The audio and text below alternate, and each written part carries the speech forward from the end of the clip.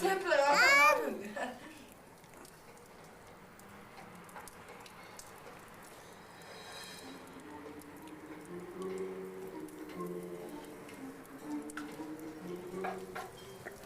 Hayır kaygısız hipergross. Baba bak Galata'ya bak. Dükkanın önüne arabayla baraj kurup müşterilerin vitrindeki malların görmesini engelleyecek. Aklı sıra pinti herif. Ulan sahtekar Gafur. Sen mutlaka hacca gidiyorum deyip Adana'dan ucuz yağ alarak geri dönmüşsündür.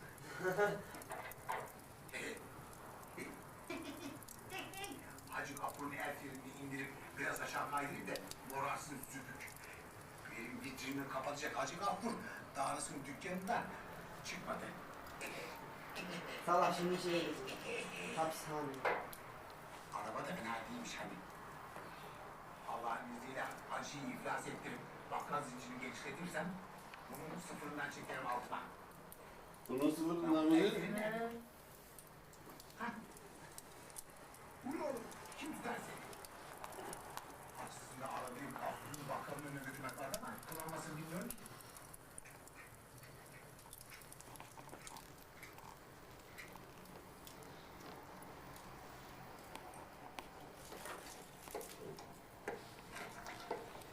Canan arabayı buldu. Hani nerede? Bak şu bankanın önünde. Hırsız arabayı hareket ettirmeye çalışıyor. Koş çabuk yakalayalım. Ha ben kendim gelecektim zaten. Niye zahmet edip buralara kadar geldin? Fazla konuşma, otoparesi. Neden?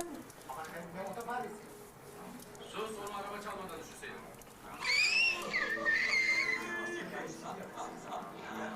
Almasını bile bilmem.